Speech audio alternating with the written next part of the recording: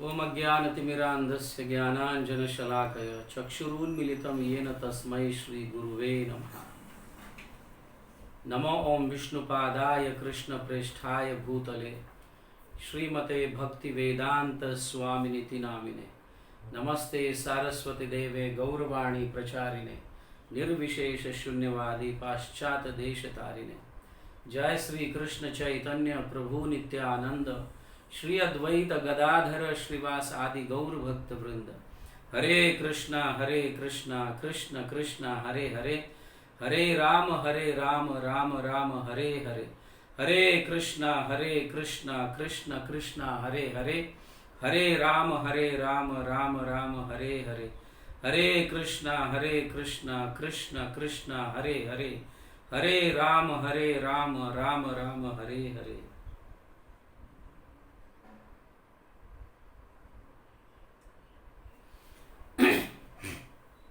हरे कृष्णा। सभी भक्तों का स्वागत है।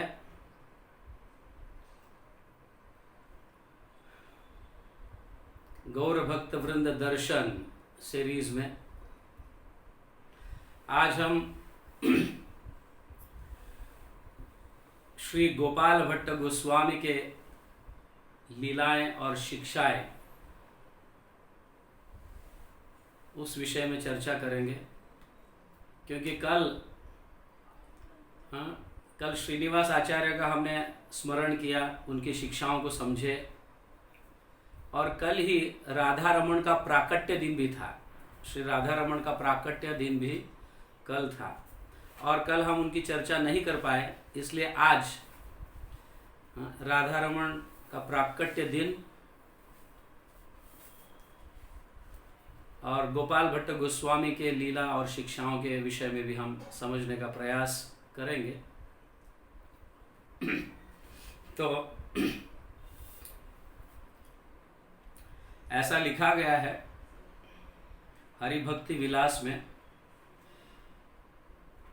भक्तिर विलासम चिनुते प्रबोधानंद दास्य शिष्यो भगवत प्रियस्य गोपाल भट्टो रघुनाथ दासन संतोषयान रूप सनातनौ च। गोपाल भट्ट गोस्वामी जो है श्री प्रबोधानंद सरस्वती इनके शिष्य थे और भगवान के बहुत प्रिय थे,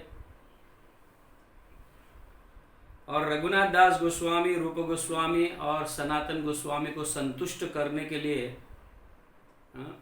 वो उनकी सेवा करते थे,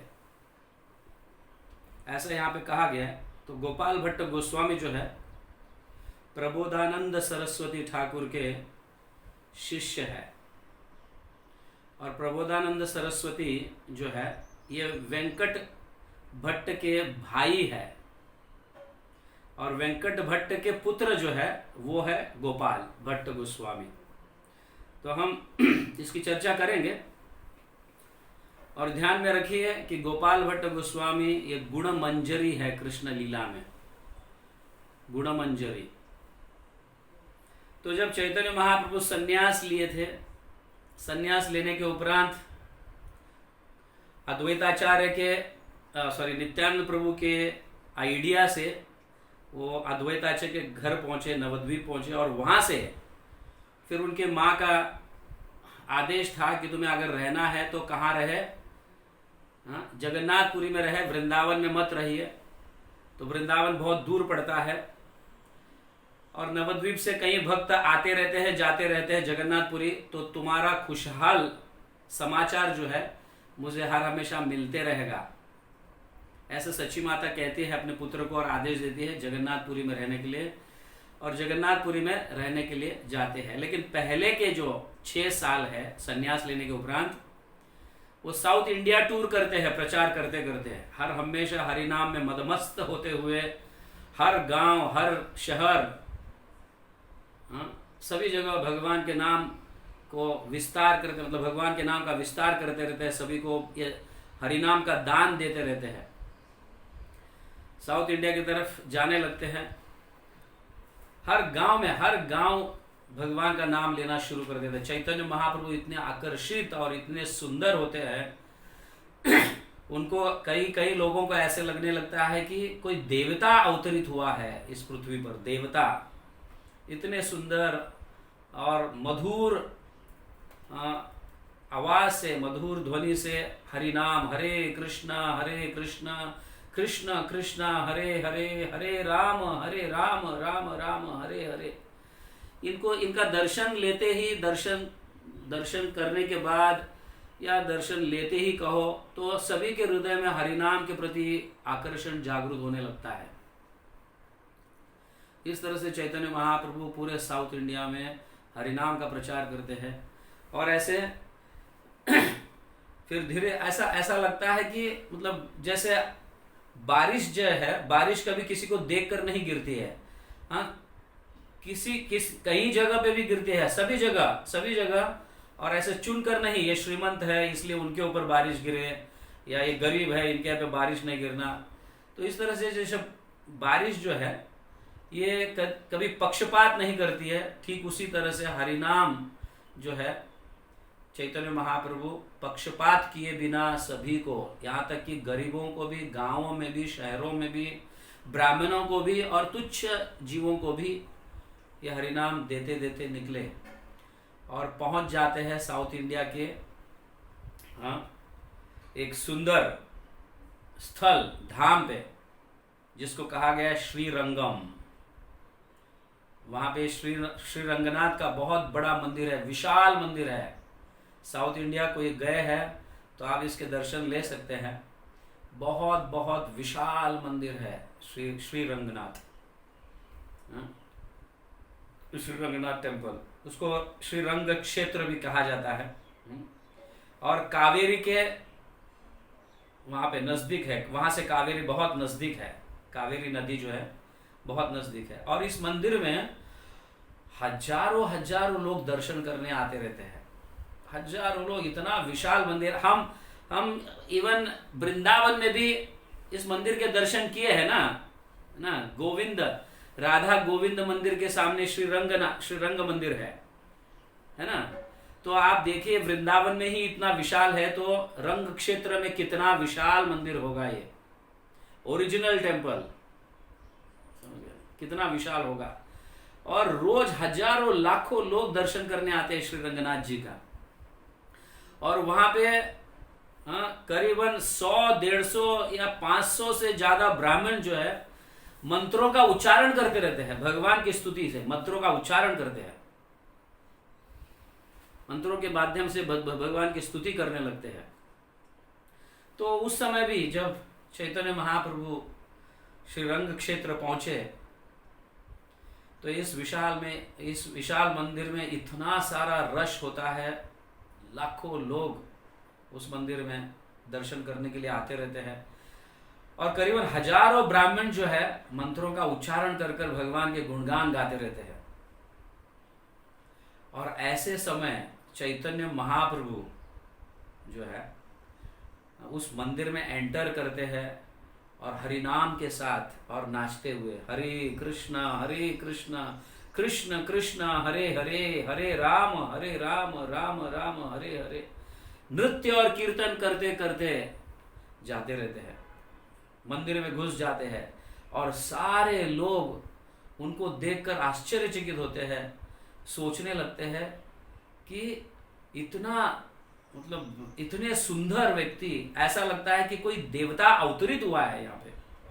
समझिए, उनके सुंदरता का वर्णन किया हुआ है।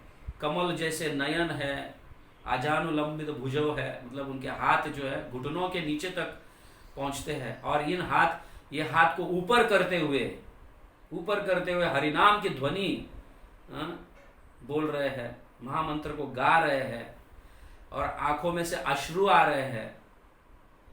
समझ गया ना? इतना सुंदर शरीर का दर्शन, और पूरा मतलब सुनहरा शरीर है, तप्त कांचन, मतलब सोने के जैसा अंग उनका कांति है। ऐसे अद्भुत ये भगवान को देखकर सब लोग एकदम विनम्र हो जाते हैं और उनका दर्शन लेने लेते हैं। और जैसे ही चैतन्य महाप्रभु श्री रंगनाथ जी का दर्शन लेते हैं और उनके सामने नृत्य करते हैं और आंखों से अश्रु बहने लगता है, और जैसे पेड़ टूटकर गिर गया वैसे दर्शन लेने के उपरांत चैतन्य महाप्रभु धड़ाम बोल के गिर जाते हैं। और सारे लोग देखने लगते हैं कि सोने जैसा पहाड़ कहां से आकर यहां पे गिर गया, क्योंकि उनका अंग, उनका कांति सोने के जैसा होता है।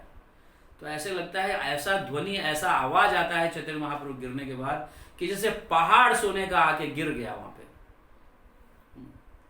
और चैतन्य महाप्रभु लोट पोट करने लगते हैं और फिर बेहोश गिर जाते हैं। सारे लोग इकट्ठा हो जाते हैं वहां पे। तो वहां पे श्री रंगनाथ जी, उस मंदिर के जो हेड पुजारी होते हैं वेंकट भट्ट सभी को हटा देते हैं। हटाकर फिर चैतन्य महाप्रभु के इस कांति को देखकर, उनके भाव को देखकर, उनके प्रेम को देखकर भगवान के प्रति उनके चरण स्पर्श कर कर उनकी धूली अपने सर पर लेते हैं। और फिर वो अपने मंत्रों का उच्चारण कर कर उनको होश में लाने का प्रयास करते हैं वेंकट भट्ट। और ये वेंकट भट्ट को चैतन्य महाप्रभु जब होश में आ जाते हैं, वेंकट भट्ट को देखते हैं। देखने के बाद कृष्ण कृष्ण बोलकर उनको आलिंगन करते हैं वेंकट भट्ट को। और वेंकट भट्ट को आलिंगन करने के बाद उनको ऐसा लगता है कि कहीं लंबे समय से भगवान का स्पर्श नहीं हुआ, तो आज हो रहा है, ऐसा उनको महसूस होता है। आज भगवान ने मुझे आलिंगन दिया, ऐसा महसूस वो करने लगते हैं। और उनके दर्शन को देखकर भाव विभोर होकर उनको अपने घर आमंत्रित करते हैं। और चैतन्य महाप्रभु उनके घर उस आमंत्रण को स्वीकार करके वेंकट भट्ट के घर चले जाते हैं। और वेंकट भट्ट के घर उस समय चतुर्मास चलते रहता है। 4 महीने तक वेंकट भट्ट के घर पे चैतन्य महाप्रभु रहते हैं, उनके घर में निवास करते हैं वहां पे। और हर रोज हरि कथा, भागवत कथा, कीर्तन वगैरह होने लगता है। इस दरम्यान जो है वेंकट भट्ट के जो पुत्र है, गोपाल नाम के जो पुत्र थे, वो पर्सनली भगवान को परोसते रहते हैं। गोपाल, यही गोपाल आगे चलकर गोपाल भट्ट गोस्वामी बन जाते हैं। तो ये गोपाल एकदम छोटा बालक होता है, 4-5 साल का बालक होता है। और चैतन्य महाप्रभु की सेवा पर्सनली वो लेते हैं कि मतलब उनको परोसना, उनकी थाली पर उनको मतलब जो भी सब्जियां, ये प्रसाद परोसना और फिर बाद में थाली को लेके जाना, ये पर्सनली गोपाल छोटे बालक वो सेवा करते रहते हैं। और बहुत प्रेम से वेंकट भट्ट चैतन्य महाप्रभु को प्रसाद ऑफर करते रहते हैं, आग्रह करते रहते हैं। और जब प्रसाद खाने के उपरांत इस गोपाल को, इस छोटे बालक को देखकर चैतन्य महाप्रभु हर रोज अपनी गोद में बिठाते थे, अपनी गोद में बिठाकर उनको स्नहारते थे। और एक बार कहते हैं, गोपाल तुम्हें आगे चलकर वृंदावन जाना है। और अपनी झूठन प्रसाद जो है, महाप्रसाद, अपने हाथों से गोपाल को खिलाते थे चैतन्य महाप्रभु। और इस तरह से उनको पूर्व आचार्य घोषित कर दिए, क्योंकि स्वयं अपने हाथों से खिला रहे प्रसाद, रोज अपना उच्चिष्ट अन्न खुद प्रसाद ग्रहण करते थे। उसके बाद गोपाल जो है थाली को लेके हाथ वगैरह धुलाते थे भगवान के। और फिर चैतन्य महाप्रभु उनको अपने गोद में लेकर उसी थाली में से प्रसाद उनको खिलाते थे। इस तरह से गोपाल भट्ट को, इस बालक को बहुत चैतन्य महाप्रभु की कृपा प्राप्त हुई। और उस समय वो आदेश देते हैं कि तुम्हें आगे चलकर वृंदावन में निवास करना है, ये ध्यान रखो। इतने छोटे बालक को समझिए। तो और हर रोज भागवत कथा होती रहती है, कीर्तन होते रहता है। तो इस तरह से 4 महीने में वेंकट भट्ट के पूरे परिवार को जो परिवार रामानुजाचार्य संप्रदाय से रहते हैं, जो नारायण की भक्ति करते रहते हैं, लक्ष्मी नारायण की भक्ति, श्री रंगनाथ नारायण है, स्वयं विष्णु है और उनके हेड पुजारी है वेंकट भट्ट, 4 महीने में उनको गौड़ीय वैष्णव संप्रदाय में कन्वर्ट कर देते हैं सभी लोग। वेंकट भट्ट के भाई जो है वो त्रिदंडी सन्यासी रहते हैं, प्रबोधानंद सरस्वती, हाँ, और वो भी श्री संप्रदाय में से ही रहते हैं। लेकिन चैतन्य महाप्रभु एक्चुअली गोपाल को उपदेश देते रहते हैं, गोपाल को कथा करते रहते हैं, लेकिन ये सब सुनते रहते हैं बैठकर। जब चैतन्य महाप्रभु गोपाल, हाँ, उस बालक को कथा करते रहते हैं, उस बालक को बिठाकर भगवान के गुणगान, हाँ, कीर्तन, ये सब चलते रहता है और बाकी सब भी सुनते रहते हैं। सुनते सुनते 4 महीने में सारे के सारे गौड़ीय वैष्णव संप्रदाय में कन्वर्ट हो जाते हैं। इस तरह से यहाँ पे लिखा है कि सभी रामानुजाचार्य संप्रदाय मतलब श्री संप्रदाय से बिलीव करते थे, लेकिन बाद में गौड़िया संप्रदाय में आ जाते हैं। तो चैतन्य महाप्रभु इस तरह से 4 महीने तक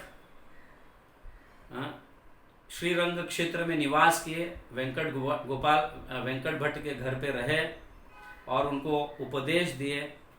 और जब निकल रहे थे, चतुर्मास खत्म हो गया और भगवान निकल रहे थे, तो गोपाल जो है, ये छोटा लड़का, चैतन्य महाप्रभु के पैर को पकड़कर रोने लगते हैं और बेहोश गिर जाते हैं। जैसे वो सुनते हैं कि अभी चैतन्य महाप्रभु जा रहे हैं तो बेहोश गिर जाते हैं, और उनको सांत्वना देने के लिए चैतन्य महाप्रभु और कुछ दिन वहां पे रहते हैं, सिर्फ गोपाल के लिए रहते हैं। तो ये गोपाल जो है आगे चलकर गोपाल भट्ट गोस्वामी बनते हैं, बट इनका जन्म जो हुआ श्रीरंगम में, साउथ इंडिया में, उस गांव का नाम बेलागुंडी नाम का गांव है। श्रीरंगम से ज्यादा दूर नहीं है, बहुत ही नजदीक है। तो 1503 इस साल में इनका जन्म होता है, इनका अपीयरेंस होता है, इनका आविर्भाव होता है।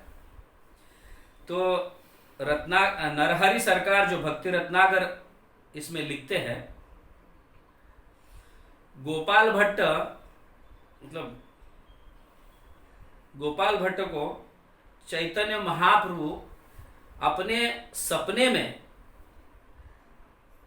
गोपाल भट्ट के सपने में चैतन्य महाप्रभु पूरे उनके नवद्वीप लीला का दर्शन देते हैं। समझ गया ना?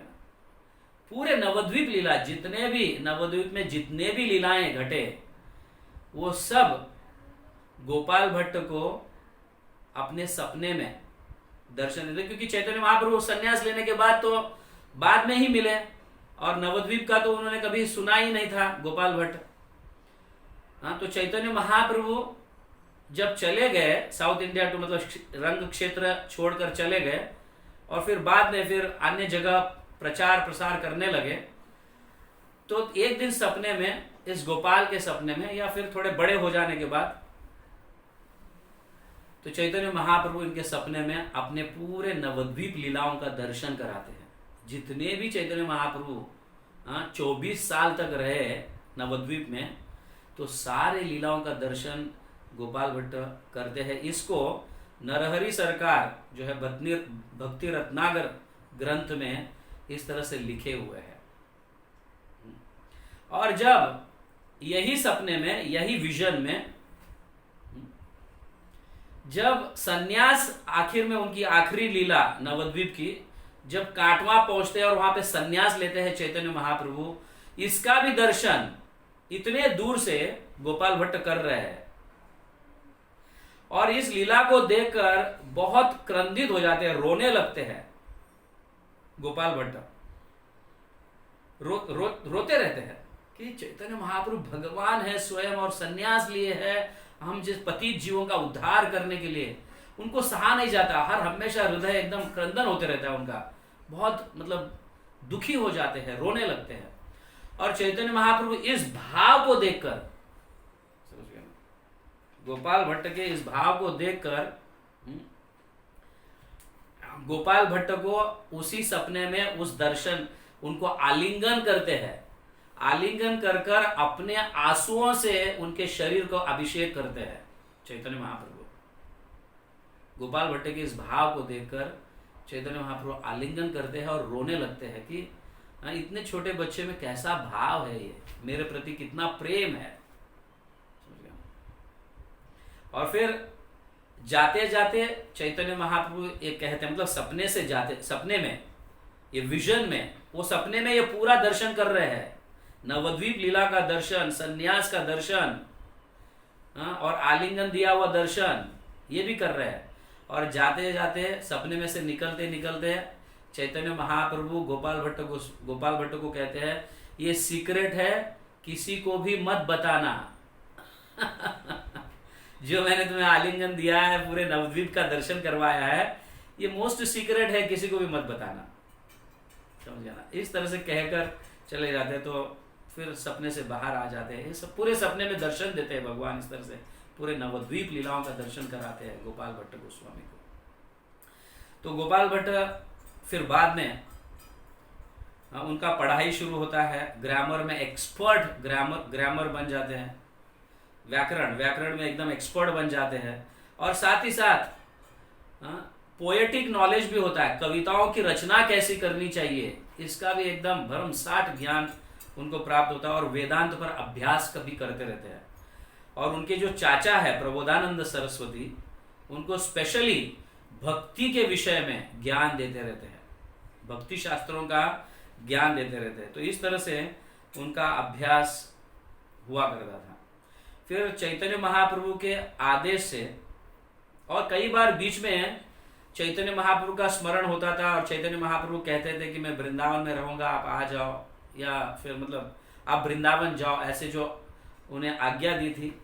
तो चैतन्य महाप्रभु वहां पे रहेंगे बोलकर कई बार वो वृंदावन जाने का प्रयास करते हैं, और घर भी छोड़, अपने बूढ़े माता पिता को छोड़कर चले भी जाते हैं।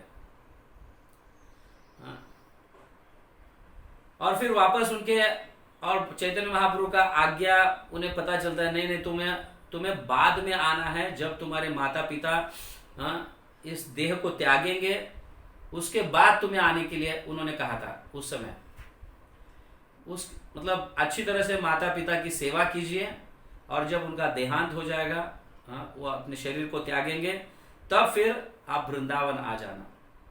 तो फाइनल स्टेज पे उनके आखिरी समय, माता पिता के आखिरी समय, गोपाल भट्ट जो है वापस वहां पे जाते हैं घर पे, और उनका आखिरी समय तक उनकी सेवा करते हैं। और उनका शरीर त्यागने के उपरांत फिर 30 साल, मतलब जब वो 30 साल के होते हैं तब वृंदावन पहुंचते हैं फाइनली। उस समय उनका एज था 30 इयर्स। तो उतने समय तक अपनी माता पिता की सेवा करते रहे और भगवान का स्मरण करते रहे।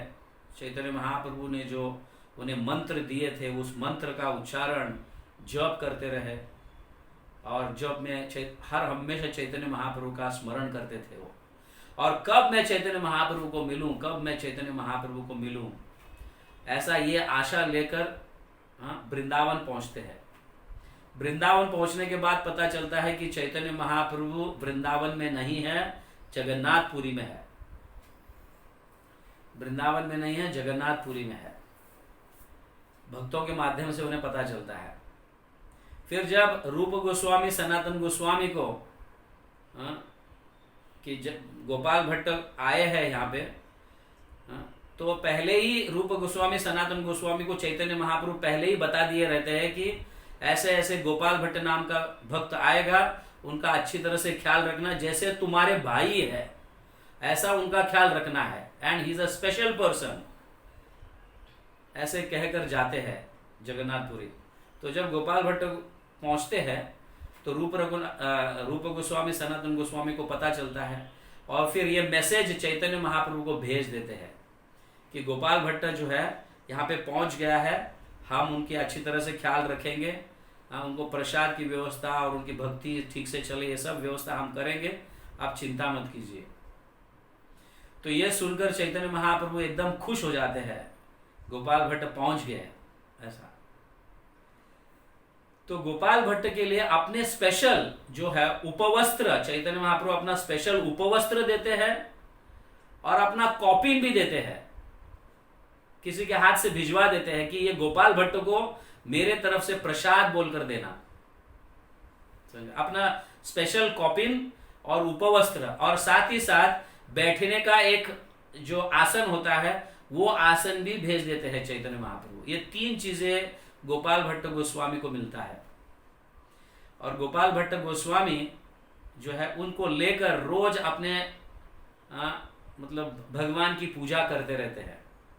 उस आसन पर बैठना, बैठकर फिर उनकी पूजा करते रहते हैं, हर हमेशा चैतन्य महाप्रभु का स्मरण करते रहते हैं, उनको स्मरण कर कर रोते रहते हैं कि चैतन्य महाप्रभु से कब मिलेंगे। और बाद में पता चलता है कि चैतन्य महाप्रभु अपने लीलाओं को समाप्त किए। कुछ समय के बाद पता चलता है वृंदावन में कि चैतन्य महाप्रभु अपने लीलाओं को समाप्त किए हैं, अब चैतन्य महाप्रभु नहीं रहे। तो ये देखकर बहुत बहुत दुखी हो जाते हैं, इतने रोने लगते हैं, कभी कभी बेहोश गिरने लगते हैं उनका स्मरण करते करते, रहा नहीं जाता उनको, ऐसा उनका शरीर तपने लगता है, तप कर बेहोश गिरते रहते हैं। तब चैतन्य महाप्रभु उनके सपने में आकर कहते हैं, अगर तुम्हें मेरा दर्शन लेना है तो तुम नेपाल जाओ। तो चैतन्य महाप्रभु सपने में आकर उनको नेपाल भेजते हैं, नेपाल जाने के लिए कहते हैं, और गोपाल भट्ट गोस्वामी नेपाल चले जाते हैं। नेपाल में गंडकी नदी में स्नान करते समय अपने लोटे से, ऐसा नदी से जब पानी लेकर अपने सर पर डालते रहते हैं तो उस लोटे में कुछ शालिग्राम शिला आते हैं, उस लोटे में ऑटोमेटिकली आते हैं। और गलती से आया है बोलकर वापस उसको अपने नदी में डालते हैं और वापस पानी लेकर अपने स्नान करने लगते हैं, तो वापस वही शालिग्राम जो है, कई शालिग्राम, एक नहीं कई शालिग्राम, 11-12 शालिग्राम शिला उनके लोटे में कंटिन्यूसली आते रहते हैं। ऐसे एक बार नहीं, 2 बार नहीं, 3 बार, 4 बार ऐसा होता है। तो गोपाल भट्ट गोस्वामी समझते हैं कि भगवान की कुछ योजना है, और उन्होंने कहा था कि मैं तुम्हें मिलूंगा, नेपाल जाओ, तो शायद शालिग्राम के शिला के रूप में ही मुझे दर्शन देना चाहते हैं। ऐसे समझकर फिर वापस वृंदावन आते हैं। वो शालिग्राम 12 शालिग्राम शिला को लेके वृंदावन आते हैं, और वृंदावन आकर उनकी रोज प्रेम पूर्वक उन शालिग्राम शिलाओं की सेवा करते रहते हैं। और कई भक्तों के विग्रहों को गोपाल भट्ट गोस्वामी देखते हैं कि इनके विग्रह त्रिभंग ललित रूप में है, कृष्ण के रूप में है, कितना सुंदर श्रृंगार करते हैं, कितना सुंदर माथे पे तिलक लगाते हैं, उनके हाथों में वेणु देते हैं, बांसुरी देते हैं, उनको पायल पहनाते हैं, उनको हाथ में कंकण पहनाते हैं। लेकिन मैं इस अपने शालिग्राम शिला को कोई श्रृंगार नहीं कर सकता। ऐसे उनके मन में एक विचार आने लगता है, ऐसा विचार। तो एक बार नरसिंह चतुर्दशी के दिन, जो अभी गया नरसिंह चतुर्दशी के दिन, नरसिंह भगवान मतलब ऐसा प्रार्थना करते हैं कि हे प्रभु, ऐसा शालिग्राम को प्रार्थना करते हैं, हे प्रभु आप खंबे में से प्रकट होकर प्रहलाद को दर्शन दिए, क्या आप इस शालिग्राम से आप त्रिभंग ललित रूप में नहीं प्रकट हो सकते हैं मेरे लिए? ऐसे वो प्रार्थना करते हैं। और प्रार्थना करने के बाद फिर आरती भोग वगैरह सब कर कर उनको शयन कराते हैं। शाम के समय नरसिंह चतुर्दशी के दिन शयन कराते हैं और फिर सो जाते हैं। और फिर दूसरे दिन यमुना स्नान कर कर जब वापस लौटते हैं और अपनी नित्य सेवा करने लगते हैं शालिग्राम को, अपने वो हर हमेशा एक सुंदर कपड़े में ऐसे सारे 12 के 12 शालिग्राम शिला को भगवान को मतलब ऐसे सुलाते रहते हैं, कपड़े में बंद कर कर फिर सुलाते हैं। और जब भी उनकी सेवा करना रहता है वो कपड़ा खोलते हैं और शालिग्राम शिला को स्नान बीन अभिषेक वगैरह करवा कर फिर उनके चरणों में फूल बिल रख कर उनकी ऐसी वर्शिप करते रहते हैं। बट जब इस दिन दूसरे दिन जो पूर्णिमा होता है, उस दिन जब गोपाल भट्ट गोस्वामी यमुना में स्नान कर कर जब लौटते हैं और अपनी भगवान की सेवा करने के लिए जैसे ही वो अपना कपड़ा खोलते हैं तो देखते हैं कि वहां पे सिर्फ 11 ही शालिग्राम शिला है और एक दामोदर शिला नाम जो है वो त्रिभंग ललित रूप में प्रकट हो जाते हैं, एकदम वैसे ही जैसे अन्य भक्तों के कृष्ण ऐसे हाथ में बांसुरी है और एकदम त्रिभंग मतलब 3 जगह बेंड हुआ हुआ ऐसा, 2 हाथ पैर वगैरह सब ऐसा। तो इसी मतलब इसी का स्मरण किए हुए रहते हैं। एक दिन पहले भगवान को बोलते हैं आप नरसिंह भगवान के रूप में खंबे से प्रकट हो सकते हो, तो क्या इस शिला से आप प्रकट नहीं हो सकते हैं मेरे लिए, ऐसे कहते हैं। पर उसके पहले एक ऐसी घटना घटती है जब उनके हृदय में ये इच्छा रहती है कि मुझे ऐसे त्रिभंग ललित रूप में मेरे शालिग्राम की सेवा करनी है, लेकिन मेरे शालिग्राम तो एकदम गोल है, मैं उनका ड्रेसिंग नहीं कर सकता, ये नहीं कर सकता। ऐसा जब उनके मन में भाव होते रहता है तो उस समय एक श्रीमंत व्यक्ति आकर, एक बड़े श्रीमंत व्यक्ति, रिच मैन आते हैं और उनको कई प्रकार के श्रृंगार देते हैं, समझ गए ना, ऑर्नामेंट्स देते हैं, हाथों में कड़ा, फिर बांसुरी, पैर के पायल, नेकलेस, ये वो, और साथ ही साथ एक सुंदर ड्रेस भी देते हैं। और तब गोपाल भट्ट गोस्वामी कहते हैं मेरे ये कुछ काम का नहीं है, क्योंकि मेरे पास तो ऐसे विग्रह नहीं है, आप किसी भक्तों को दे देना जिनके पास कृष्ण के विग्रह है। तो ये श्रीमंत व्यक्ति कहता है नहीं नहीं, आप चिंता मत करो, आप अपने पास ही रखो, आप अपने पास रखो ये ऐसा। तो उसके बाद फिर ये सोचने और भी ज्यादा डीपन सोचने लगते हैं, एकदम भाव विभोर होके मैं ये ड्रेस भी नहीं पहना सकता है, और ये व्यक्ति ने मेरे पास दे के गए, मैं अन्यों को देने के लिए कहा तो नहीं तुम्हारे पास रहने दो, ऐसे कह कर गए। अब इसमें ड्रेस को देखते रहता हूं तो मेरे मन में विचार आता है कि मैं तो मेरे शालिग्राम के श्रृंगार ऐसा नहीं कर सकता, ये नहीं कर सकता, वो नहीं कर सकता। इस तरह से वो अपने भाव में रहते हैं और भगवान को फिर प्रार्थना करते हैं। तो उसी समय नरसिंह चतुर्दशी के समय प्रार्थना करते हैं कि आप नरसिंह भगवान के रूप में प्रकट हुए हैं खंबे से, तो क्या मेरे शालिग्राम शिला से आप, हे भगवान, आप ये रूप का दर्शन मुझे नहीं दे सकते हैं। तो दूसरे दिन ये किस्सा घट जाती है, समझ गया ना। तो 12 शालिग्राम शिला में से 11 शालिग्राम शिला ऐसे ही रहते हैं और फिर एक शालिग्राम शिला जो है, दामोदर नाम का शिला जो है, वो कृष्ण बन जाते हैं। उन्हीं का नाम है राधा रमण, राधा को रमाने वाले, राधा को आनंदित रखने वाले, ऐसा उनका नाम, राधा रमण। तो राधा रमण प्रकट हो जाते हैं। आपने शायद राधा रमण के दर्शन किए होंगे, है कि नहीं। ये राधा रमण जो है 3 विग्रहों का कॉम्बिनेशन है, इसलिए इसे स्पेशल विग्रह कहा गया है। 3 विग्रहों का कॉम्बिनेशन है, राधा मदन मोहन का कॉम्बिनेशन है, राधा गोविंद जी का कॉम्बिनेशन और राधा गोपीनाथ का कॉम्बिनेशन। तीनों विग्रह एक विग्रह में प्रकट होते हैं राधा रमण नाम से, ऐसे स्पेशल विग्रह है। और गोपाल भट्ट गोस्वामी इस विग्रह को देखकर इतने, मतलब उनका सीमा नहीं, आनंद की सीमा नहीं, प्रेम की सीमा नहीं, समझ गया।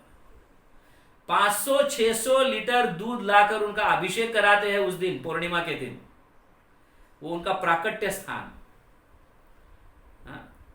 तुरंत ही जहां पे गोपाल भट्ट गोस्वामी की समाधि है उसी आंगन में, राधा रमण के उस आंगन में ही, उस कोर्टयार्ड में ही, और गोपाल भट्ट गोस्वामी का जो समाधि है उसके पहले ही राधा रमण का प्राकट्य स्थान लगता है, जहां पे वो विग्रहों की पूजा करते रहते हैं।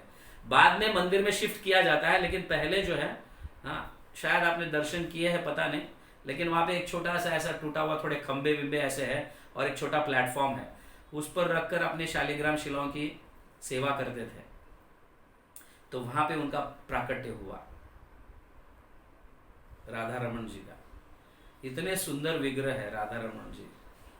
कई बार हमें भक्त लोग भेजते रहते हैं इनके दर्शन करने के लिए। तो इस तरह से तो ये जो श्रीमंत व्यक्ति ने दिए हुए कपड़े जो है, भगवान ऐसी व्यवस्था भक्तों के लिए करते हैं, उनकी इच्छाओं को पूर्ति करते हैं भगवान। और बहुत संतुष्ट होकर उनका बहुत धूमधाम से अभिषेक होता है। हजारों हजारों व्यंजन भोग उनको लगता है प्राकट्य के दिन, समझ गया ना। आज भी कई लोग कई प्रकार के भोग उनके बर्थडे के दिन, ऐसे भगवान का कोई प्राकट्य दिन नहीं होता है क्योंकि बहुत पहले से ही शिला थे वहां पे शालिग्राम, लेकिन फिर भी ऐसा रूप धारण किए थे इस शिला के अंदर से, शालिग्राम शिला के अंदर से, इसीलिए कल के दिन जो है ये पूर्णिमा के दिन राधा रमन का प्राकट्य दिन मनाते हैं वृंदावन में। और ऐसा ऐश्वर्य भाव सेवा जो है अन्य कोई मंदिर में नहीं होता है, वैसा राधा रमन में होता है। And they are very strict followers, बहुत स्ट्रिक्ट फॉलोअर्स है। ऐसी सुंदर सेवा होती है, अन्य कोई मंदिरों में ऐसी सेवा नहीं होती, ऐसा यहाँ पे वर्णन किया गया है, समझिए। उतना स्ट्रिक्ट फॉलो, भगवान खाते समय उनके बांसुरी को निकालना और बाद में रेस्ट के लिए उनके दूसरे रूम में लेके जाना और वापस दर्शन करने के लिए वापस लेके आना और फिर दरवाजा पट खोलना, ये बहुत बहुत स्ट्रिक्टली फॉलो करते हैं ये भक्त लोग। और आप शायद कभी कभी सुने हैं, मतलब शाम के समय अगर गए हैं तो भगवान को जब सुलाते समय इतना मधुर संगीत बजता है उनके आंगन में, समझ गया ना। मधुर संगीत और मधुर भगवान के गुणगान गाए जाते हैं। हम एक बार शाम के दिन, मतलब ऐसे रात के दिन गए थे 8 साढ़े 8 बजे, तो हम 1.5 घंटे तक भक्तों के इस गान को सुनते रहे। क्या म्यूजिक, क्या वीणा, क्या हारमोनियम, क्या करताल, क्या मृदंग, कैसा नाचना। रोज भगवान को इस तरह से वो सुलाते हैं वहां पे राधा रमन मंदिर में। और वहां एंटर करने के बाद ये ऐसा एक अद्भुत सुगंध आने लगता है उस मंदिर में। और बहुत छोटे विग्रह है, एकदम छोटे, इतने छोटे ही है विग्रह, इतने ही छोटे, हाँ? जैसे हमारे गौर निताय 6, 7, 8 इंच के, इतने छोटे विग्रह तो शालिग्राम से वो प्रकट हुए थे। और उनका सुंदर अद्भुत रूप है उनका, बहुत अद्भुत रूप। तो फिर इस तरह से भगवान का प्राकट्य हुआ वहां पे पूर्णिमा के दिन। और उनका प्राकट्य का जो साल था 1542, 1542 साल में राधा रमन प्रकट हुए। 1500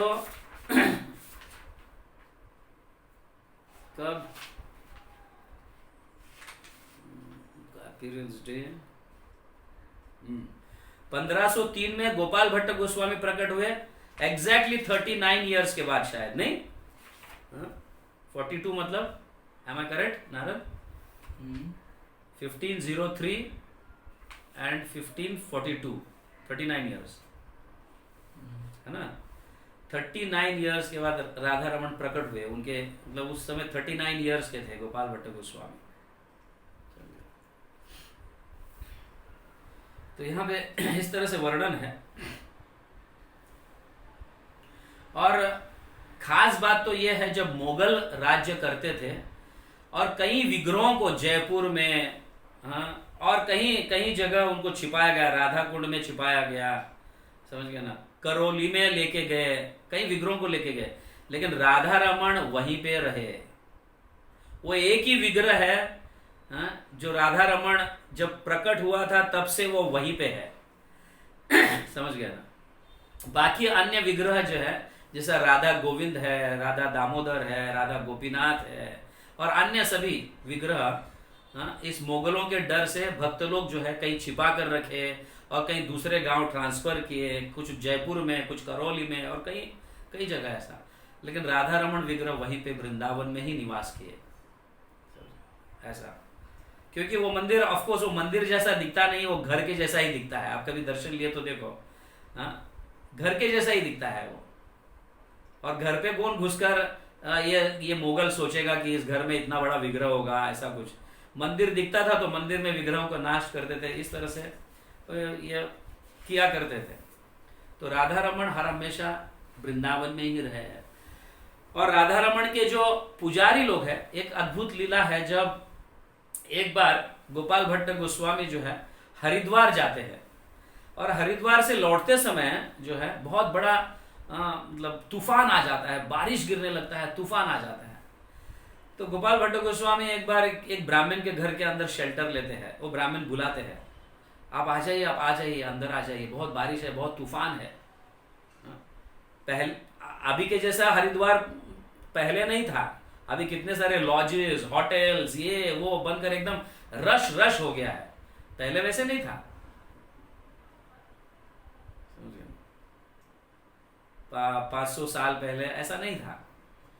तो उस समय ये मतलब बहुत बारिश तूफान अगर आ रही है देखकर एक ब्राह्मण उनको अंदर बुलाते हैं और ब्राह्मण इनको, इनके भाव को, इनके भक्ति को देखकर बहुत सुंदर सेवा करते हैं। उनको प्रसाद खिलाना, उनकी सेवा करना, इस तरह से प्रसाद सेवा वगैरह खिलाते हैं। और फिर ये ब्राह्मण को कोई पुत्र नहीं रहता, कोई इनके मतलब वंशज नहीं होते, पुत्र नहीं होता है इस ब्राह्मण को, इस फैमिली में। तो गोपाल भट्ट जान जाते हैं और गोपाल भट्ट फिर उनको आशीर्वाद देते हैं, तुमको कुछ समय के बाद पुत्र प्राप्त होंगे, ऐसे आशीर्वाद देते हैं। लेकिन ये पुत्र को आप अपने पास बिना रखे किसी साधु संत या भगवान की जो सेवा करते हैं उनके हाथ में सौंप देना। ऐसा कहकर फिर वापस हरिद्वार से गोपाल भट्ट गोस्वामी जो है वृंदावन आते हैं। और 10 साल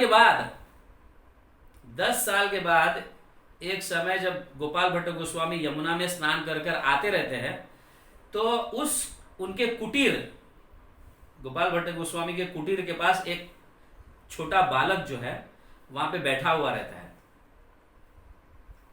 और वो बालक को देखकर एकदम आश्चर्यचकित होते हैं, कहां से आए बेटा, तुम कहां से हो, क्या नहीं, ये सब बताते हैं। तब ये बालक बताता है, उस समय समझ गया ना, आपको याद है मैं देवंद्या ग्राम का वासी हूं, मेरा घर वहां पे है, हरिद्वार के नजदीक ये गांव है। आप जानते हैं, आप एक बार आए थे, मेरे पिताजी मुझे ऐसे बताते हैं, ऐसा वो कह रहा है वो बच्चा, मेरे पिताजी ने ऐसे बताया था कि आप एक बार हरिद्वार आए थे और हमारे घर में रहे थे, मेरे पिताजी ने आपको प्रसाद खिलाकर आपकी सेवा की और आपने आशीर्वाद दिया था तुम्हें पुत्र होगा, और वो लड़के को भगवान के भक्त के हाथ में सौंप देना, ऐसा आप ही ने कहा था। और मेरे पिताजी ने मुझे आपके पास भेजे हैं और मैं ढूंढता ढूंढता आपके पास आया हूं यहाँ पे।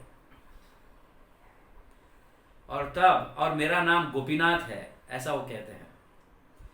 तो फिर यही लड़का जो है आगे चलकर गोपीनाथ पुजारी गोस्वामी बनते हैं, जिसको उनके वंश में आज भी उनकी सेवा चल रही है। ये गोपीनाथ पुजारी जो है गोस्वामी, उनके वंश में ही आज पूजा करते हैं राधा रमन के, समझ गए ना। तो ये गोपीनाथ थे। तो कंक्लूजन कहने का ये है कि गोपाल भट्ट गोस्वामी इतने सुंदर भक्त, और उनका डिवोशन, उनके भक्ति को देखकर भगवान एक स्पेशल रूप में अवतरित हुए हैं, राधा रमन के रूप में, और वो भी शालिग्राम से अवतरित हुए हैं। और सिर्फ राधा रमन नहीं है, लेकिन 3 जो मेन विग्रह है हमारे, राधा मदन मोहन विग्रह जो है, जो संबंध ज्ञान स्थापित करता है, संबंध ज्ञान हमें देता है, और राधा गोविंद जो है, जो हमें साधना में लगाता है,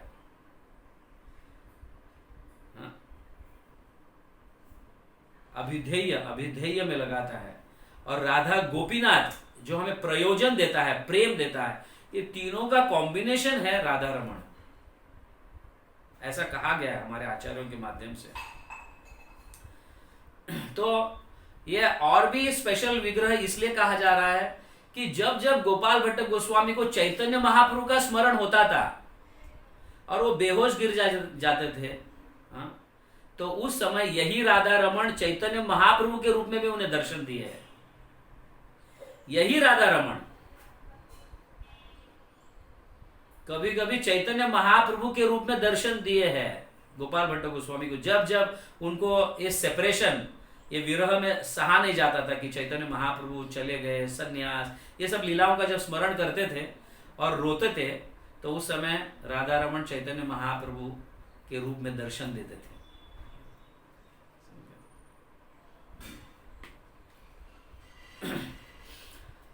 तो रूप गोस्वामी जो है ये गुण मंजरी है, और रूप गोस्वामी ने, गोपाल भट्ट गोस्वामी जो है ये गुण मंजरी है, और उन्होंने कई सुंदर ग्रंथ लिखे हुए हैं। उनके ग्रंथों का वर्णन यहाँ पे दिया गया। सत संदर्भ कारिका है ना, कारिका, सत संदर्भ कारिका, ये ग्रंथ को उन्होंने लिखा था। और बाद में जीव गोस्वामी उसको एलैबोरेटरी कमेंट्री लिखते हैं सत संदर्भ नाम पे, उनका ग्रंथ भी है। जो गोपाल भट्ट गोस्वामी ने लिखे हुए हैं सत संदर्भ कारिका, उनके ऊपर ये कमेंट्रीज लिखकर अपना एक ग्रंथ बनाते हैं सत संदर्भ बोल के। आप जाने होंगे, ये नाम से परिचित भी होंगे क्या नहीं पता नहीं, बट जीव गोस्वामी उनको इलैबोरेट करते हैं, डिटेल्स में और भी लिखते हैं। और दूसरा ग्रंथ श्री कृष्ण वल्लभ, ये ग्रंथ भी गोपाल भट्ट गोस्वामी लिखते हैं, जो कृष्ण करणामृत के कमेंट्री है। कृष्ण करणामृत ग्रंथ जो है उसके ऊपर कमेंट्री इस नाम से श्री कृष्ण वल्लभ नाम से लिखा गया है। सत्क्रिया सार दीपिका, सत्क्रिया सार दीपिका मैं कभी कभी कहता रहता हूं 16 संस्कार, 10 संस्कार, है ना, जैसे गर्भधान संस्कार से लेके अंतिम संस्कार तक सारे संस्कार जो होते हैं, इसका वर्णन है सत्क्रिया सार दीपिका में, इसका वर्णन है। तो इसी को जो है तो गोपाल भट्ट गोस्वामी लघु हरिभक्ति विलास दिग्दर्शनिका टीका ऐसे लिखे हुए हैं, वो भी ग्रंथ। और इस ग्रंथ पर से सनातन गोस्वामी हरिभक्ति विलास लिखते हैं स्पेशली।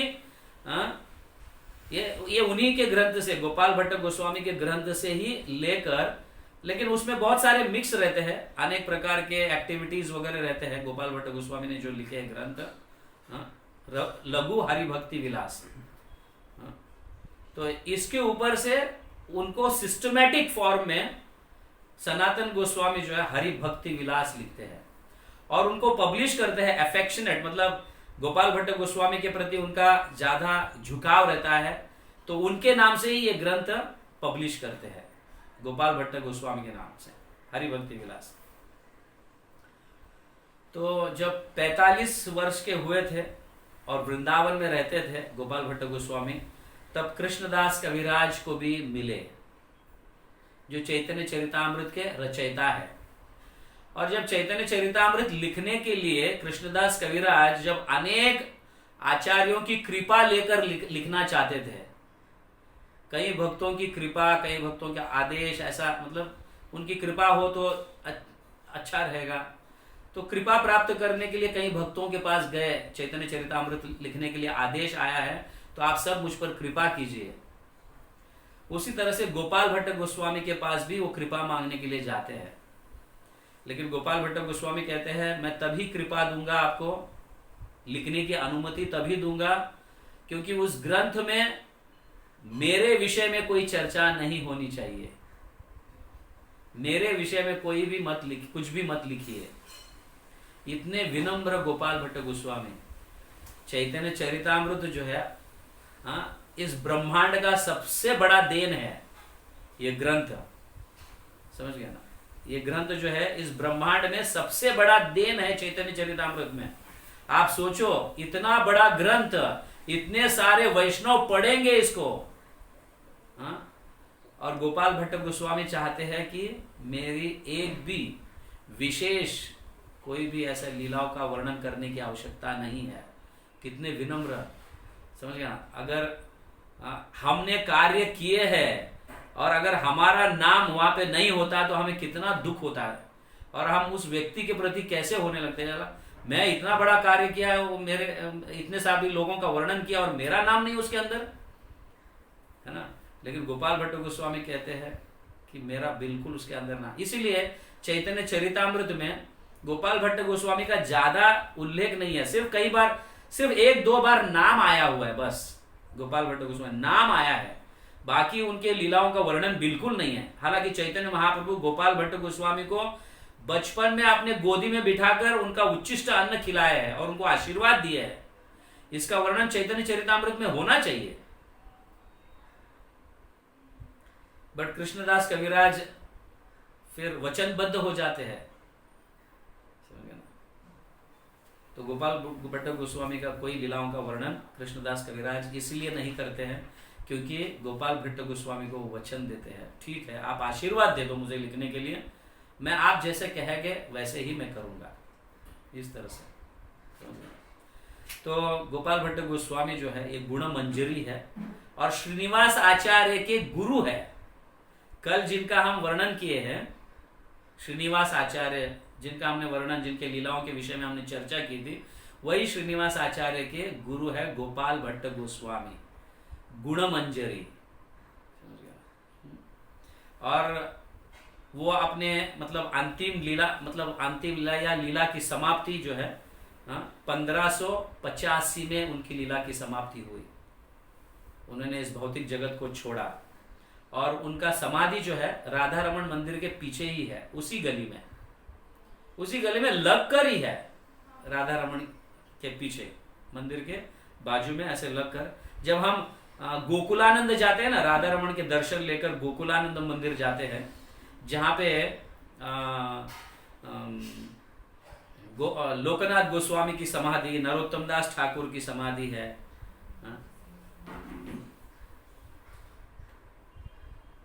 तो वहां पे जब जाते समय ये गोपाल भट्ट गोस्वामी की भी समाधि लगती है वहां पे। तो मैं थोड़ा अभी गुण मंजरी क्या है मैं कोशिश करता हूं पढ़कर समझाने की आपको।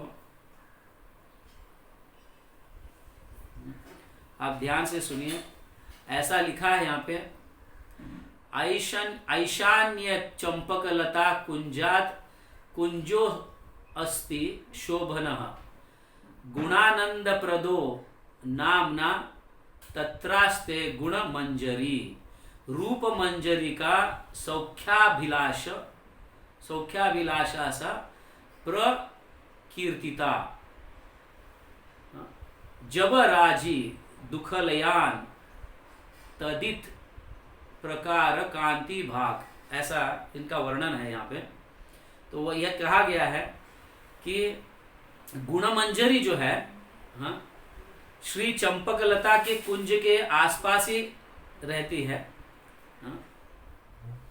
वहां कुंज में रहती है। और गुण मंजरी जो है हर हमेशा रूप मंजरी को संतुष्ट करने की उनकी अभिलाषा, समझ गए ना, हर हमेशा रूप मंजरी को संतुष्ट करने की अभिलाषा। रूप मंजरी मतलब जानते हैं कौन है? रूप मंजरी रूप गोस्वामी, रूप मंजरी। और गुण मंजरी हर हमेशा रूप मंजरी कैसे संतुष्ट होंगे, उनको सिर्फ संतुष्ट करने के लिए, उनको संतोष रखने के लिए ही गोपाल भट्ट गोस्वामी गुण मंजरी के रूप में उनकी सेवा करते रहते हैं, ऐसा यहाँ पे वर्णन है इस तरह से। तो इस तरह से गोपाल भट्ट गोस्वामी की लीला है, उनकी शिक्षाएं हैं।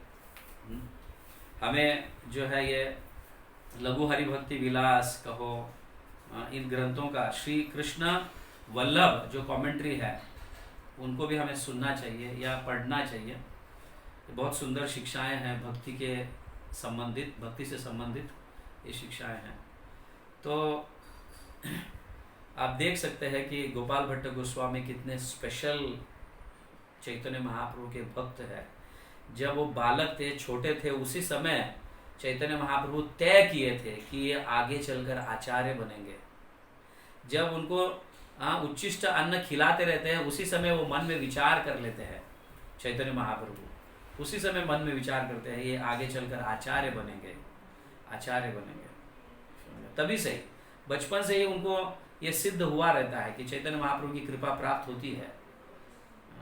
और कई बार तो घर छोड़कर जाने का प्रयास करते हैं, लेकिन चैतन्य महाप्रभु के आदेश के अनुसार वापस जाते हैं, अपने माता पिता की सेवा करते हैं, और जब देह त्याग देते हैं तब वृंदावन चले आ जाते हैं और रूप गोस्वामी सनातन गोस्वामी के अंडर में रहकर सेवा करते हैं। और रूप गोस्वामी सनातन गोस्वामी जैसे हर रोज हर रात जो है अलग अलग पेड़ के नीचे रहते थे ताकि एक पेड़ से आसक्ति ना हो, इसलिए उसी तरह से गोपाल भट्ट गोस्वामी भी कभी एक पेड़ के नीचे नहीं रहे। वो भी हर हमेशा आज रात को ये पेड़ के नीचे रहते थे तो दूसरे रात को दूसरे पेड़ के नीचे, तीसरे रात तीसरे पेड़ के, इस तरह से वो कुंज में विहार करते थे। कितने अनासक्त थे, समझिए। इसलिए चैतन्य महाप्रभु का स्पेशल कॉपिन और उपवस्त्र उन्हें प्रसाद के रूप में प्राप्त हुआ। बहुत चैतन्य महाप्रभु की कृपा रही है उन पर, गोपाल भट्ट गोस्वामी पर। तो इस तरह से वो 1585 में अपनी लीलाओं की समाप्ति की, और उनका आप गोपाल भट्ट गोस्वामी के समाधि का दर्शन ज़रूर लेना चाहिए। जब हम राधा रमण के दर्शन लेते हैं तो गोपाल भट्ट समाधि के दर्शन लिए बिना अगर जाएंगे तो राधा रमण का दर्शन अधूरा रह जाता है। नेक्स्ट टाइम से याद रखना कि जब भी आप राधा रमण के दर्शन करेंगे तो गोपाल भट्ट गोस्वामी के समाधि का दर्शन जरूर करना। बाजू में ही है, उसी आंगन को लग कर है, ज़्यादा दूर नहीं। और हम जाते हैं निधिवन के पास जाते हैं, निधिवन जाते हैं दर्शन लेकर, फिर राधा रमण मंदिर जाते हैं, वहाँ से फिर हम गोकुलानंद मंदिर जाते हैं, बस उन्हीं के रास्ते पे वहाँ पे गोपाल भट्ट गोस्वामी का समाधि है। तो बड़ा सुंदर, अभी वहाँ पे बंगाली लोग उस समाधि की सेवा करते हैं, बंगाली लोग रहते हैं वहाँ पे, उस समाधि में सेवा करते हैं। ओके, हरे कृष्णा। गोपाल भट्ट गोस्वामी की जय, जगत गुरु श्रील प्रभुपाद की जय, गौर प्रेमानंदे, हरि हरि बोल। सो गोपाल भट्ट गोस्वामी से प्रार्थना कीजिए आप, हाँ, कि उनसे कुछ न कुछ हमें सीख मिले, ऐसे अनासक्त, ऐसे भगवान के प्रति प्रेम और ऐसी भगवान की कृपा, चैतन्य महाप्रभु की कृपा हमें भी प्राप्त हो। ऐसे हमें रोज प्रार्थना करनी चाहिए। वैसे तो हर रोज षड गोस्वामी के हमें स्मरण करना ही चाहिए, that there is no doubt. हमारे भजन को शुरू करने से पहले हम चैतन्य महाप्रभु, पंच तत्व और अन्य षड गोस्वामी, हमारे आचार्यों का रोज स्मरण करना चाहिए। और हर रोज जप करते समय एक एक आचार्यों के एक एक लीला का स्मरण करते करते हम जप कर सकते हैं, समझिए ना। फालतू की चीजें मन में आने से तो अच्छा है जप करते समय ऐसे जो आचार्यों के लीलाओं का स्मरण हो जप करते समय। रोज एक आचार्य का स्मरण कर सकते हैं, क्या दिक्कत है। इस तरह से उनके लीलाओं का, उनके शिक्षाओं का हमें स्मरण होते भी रहेगा और याद भी रहेगा लाइफ लॉन्ग तक। ऐसा हमें करना चाहिए। ऐसे नहीं कि उठा, स्नान किया, भगवान को थोड़ा साष्टांग प्रणाम किया, बैठ गया और जप के लिए यहाँ देखते जप कर रहे हैं, वहां देखते जप कर रहे हैं, हरे कृष्णा हरे कृष्णा। ऐसे करने की जगह जप की अपनी साधना की रुचि बढ़ाओ। कैसे हम अपने साधना को बढ़ा सकते हैं, कर सकते हैं, कैसे भगवान का प्रेम प्राप्त कर सकते हैं, ये हर हमेशा हमारा स्मरण होना चाहिए। ऐसे नहीं किसी ने बोला कि 16 माला करो, 4 नियमों का पालन करो, यही भक्ति है, ऐसा नहीं होना चाहिए।